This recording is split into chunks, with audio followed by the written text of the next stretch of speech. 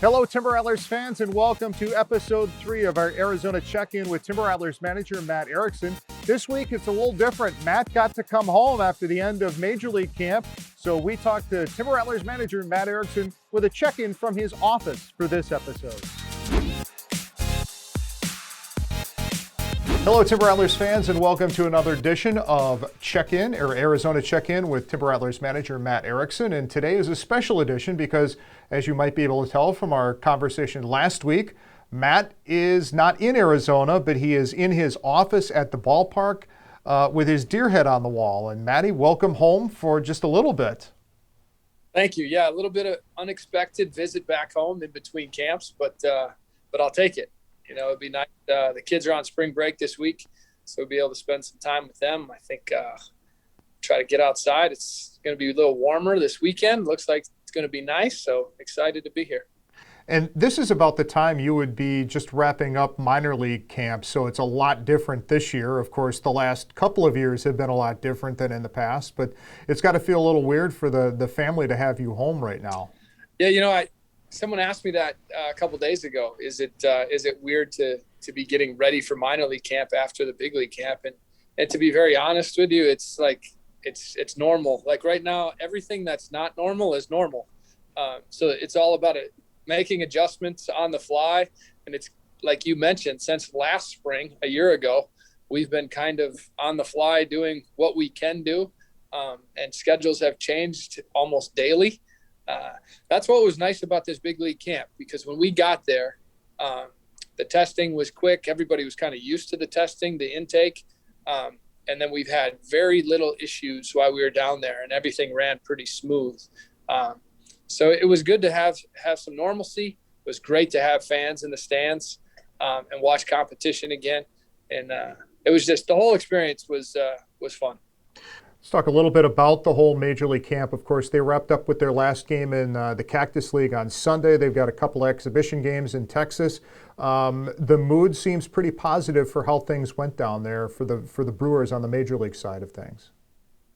Yeah, I think it went real well. You know, they stayed away. Obviously, with any competition, with any physical activity, there are some bang ups and some injuries, and we suffered a few of those, especially on the AAA. Alternate site roster.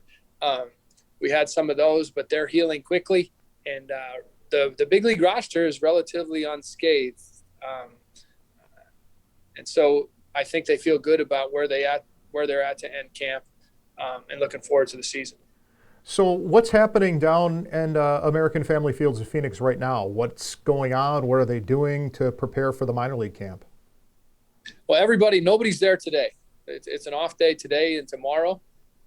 And I think the rest of our minor league coaches will get in on tomorrow. They fly in, and then they'll intake the next day. And then there'll be about a 48-hour period there of quarantine till people get the tests back. And then they'll start up on Thursday. And then we'll have physicals on Friday and a light workout. We'll kind of get back into the minor league season. Have you been in touch with any minor leaguers? I mean, aside from guys that have been at the Major League camp, I mean, have you been in touch with maybe some former Timber Rattlers and say, hey, here's what to expect? Or is that something that's more handled on the Tom Flanagan side of things? Yeah, that was, you know, I spoke with a lot of guys throughout the quarantine and throughout last summer and throughout the summer camp that we had here. We stayed in contact. Our minor league staff did stay in contact with all of our players throughout the off season on a weekly basis. So we've done a nice job of staying connected. Personally, I have not talked to any of our minor leaguers since big league camp has started. I've worked with basically those players down there and the few minor league players that we've had, like Lucas Urseg, somebody that Timber Rattler fans would probably remember. He was a guy that was down there, and now he's on the bump. He's pitching a little bit. He's trying to do that dual role. So they're looking at him to possibly come out of the bullpen as well as continue to play third base, first base, and swing the bat.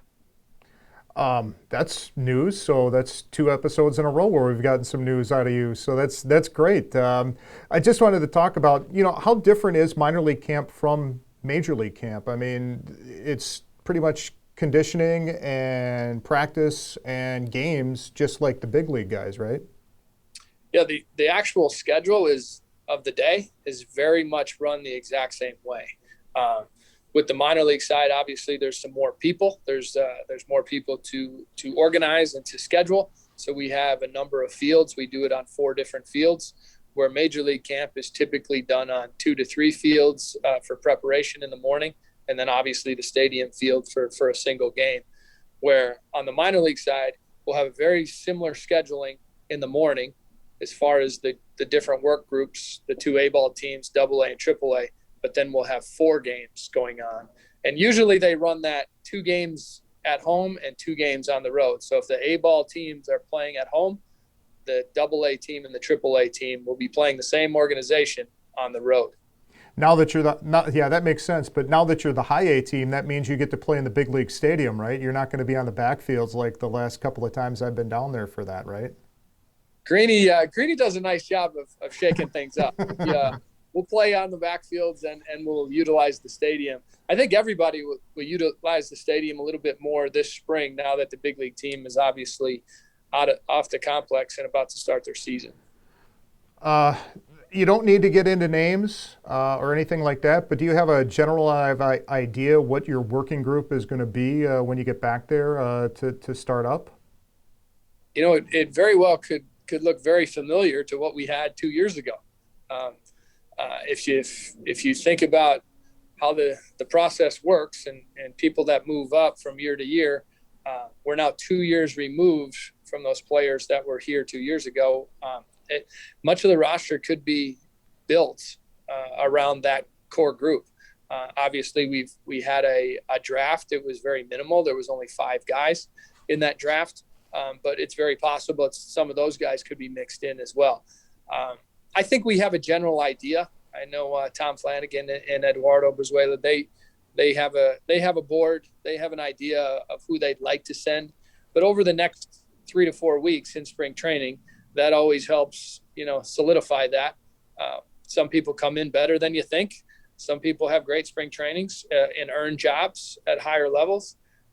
And there's always injuries involved. And hopefully, this year that our medical department is real skeptical of the injuries, especially when we didn't have a season a year ago. And the innings will be carefully tracked, obviously, by the pitchers this year. The pitchers, you speak of pitchers, and let's talk about the new Timber Rattlers pitching coach this year, Aaron Burgos, who played for you a couple of years ago, almost 10 years ago now, over 10 years ago now, I think, but former major leaguer. He must be really looking forward to working as a pitching coach in the organization now. Yeah, Bergie has talked a lot with Jim Henderson, and Jim has expressed, the time that he spent in Appleton and how much he enjoyed it. And I know Bergie's very much looking forward to it. He was, as you mentioned, he was here as a Timber Rattler, grinded through that season, had some ups and downs, took a lot away from that season too. And I think maybe a year or 2 later, ended up being the Brewers minor league pitcher of the year. They did a great job of making adjustments and then executing and bringing that into the game. And then he went on to have a nice little career at upper levels. And then, as you mentioned, got some time in the big leagues, pitched some really big ball games for the Puerto Rican national team in those games. And so he's well knowledgeable, bilingual, something that's obviously really valuable at the lower levels. And he's a guy that I talked to him a little bit a couple of weeks ago. I know he's ready to go. He's excited. I think everybody's kind of chomping at the bit to get back to work. It's what we love to do. Yeah. How about Nick Stanley, the hitting coach that's going to be new here this year? What do you know about him, and what has he heard about coming to Wisconsin? Nick's got a young family, so he's getting organized for settings for his wife and his young baby, and making sure that they're taken care of. And so he's got his ducks in a row for sure. But I got a chance to work with Nick at some instructional leagues the last couple of years. And I've heard great things. I know he was in discussion with him.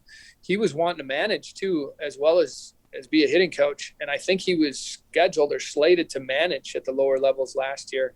Our conversations this winter were, hey, I very much, have a passion for hitting, and he loves to teach it. But he's also looking forward to having conversations about the managerial role and kind of watching how we do things here. And I'll bounce, which I think is great, because I love to have a coach that is interested in game decisions and adjustments on the fly. It's something that I've done in the past. I'm always bouncing off ideas off Dusty Rhodes when he was here. And I remember telling Dusty, I said, Dusty, I want your opinions all the time. Just because I don't use them doesn't mean they're wrong. But I want you to keep telling me what you think. So I love having those conversations. I think when we stop having those conversations as baseball coaches, we stop learning. And that's something that I really look forward to. How does that mentorship go in the Brewers organization? I know that Chuck Caulfield had a really good relationship with Al LaBeouf, and you're talking about with Nick Stanley and discussing stuff. The whole Brewers organization seems to be really good at keeping guys that have been in their minor league system as players, and going on to either manage or coach. Rafael Neda is a pretty good example down in Arizona. So that seems to be a pretty important part of the Brewers minor league system. I think it is. It doesn't always work out as people, there's a lot of other professional fields that people have interest in, and some people get into it as a player and realize that this isn't the lifestyle that everybody wants to lead or live. And it's a grind. Obviously, if you have a family, there's a lot of things that a lot of time taking away from that. Obviously, I'm in a very unique situation, so I have an appreciation for that. But even in my role, living at home, when we're at home, from about noon to about 11 o'clock at night, my time is spent at the field. And then obviously the other half of the time I'm away. So you miss some time from the family. But I know the Brewers, even when I played, I have to imagine all organizations look at some players, look at their personalities, and you get to know these players so well, how they handle adversity, what's their personality, do they like to teach, can they stay connected to people, all the traits that you want in a coach, whether it's amateur or professional, and you get a real live look at them. And then obviously when their careers are done playing, those kind of guys are sought after by front offices, and we have been lucky enough to attain a few of them for sure. All right, Matty. Last question: where did you get the deer, and or where did you go hunting to find that? You didn't just buy that from a pawn shop, did you? You actually went out and hunted for that? I did not. I think I have the tag up there somewhere. Actually, that shows the proof. But yeah. Sierra County, I've been hunting on my in-laws' land for about the last 20 years, and it's an unbelievable piece of property. It's about 60 acres. 47 of that I think is cornfield or soybean, and then I hunt on the edge of a wooded swamp. So it's a natural habitat for sure, and we get plenty of deer. And over the last several years, we've the neighbors and us have really done a nice job with the management, and then you end up getting to see wonderful animals like that. And lucky for me, it came real close, so I didn't have to shoot it real far away. But it's always a fun time, after the season rolls around. I've gotten into bow hunting a little bit, and then when the gun hunt starts in that November Thanksgiving week, it was always a good time to spend with my father-in-law. And now I have a buddy of mine that's kind of took over his role, and we get out there and spend some time in the woods. Okay, what county was that again? Your audio dropped out. Waushara County. All right, Waushara County. That's West Bloomfield. All right, we'll look forward to driving through there at some point in the near future. Matty, I got to say you picked a great time to come back home, because it's too early to rake leaves or mow the lawn, and it's too late to shovel. So you picked the perfect time to come home for a week before going back down to Arizona to get ready for the season. Outstanding. Timing is everything. And I was introduced to a new family member in the Erickson household yesterday. We got a cat. So yeah, of course we had 2 dogs. That wasn't enough. So now we added Donovan the cat. You have three all dog, so I kind of Yeah. like him. 3 animals for each, or 1 animal for each child, right? So you're full up over there now. Yeah, there's a lot going on for sure. Sounds great. Matt Erickson, thanks for joining us on this week's Arizona Check-In with Matt Erickson. That will do it for this edition of Arizona Check-In with Timber Rattlers manager Matt Erickson. Thanks to the skipper of the Rattlers for joining us this week from his office. Timber Rattlers fans, if you have liked this series of interviews, don't forget to like it and then subscribe to the Timber Rattlers YouTube channel. We've got a lot of things planned for this 2021 season. Until next time, we'll see you at the ballpark.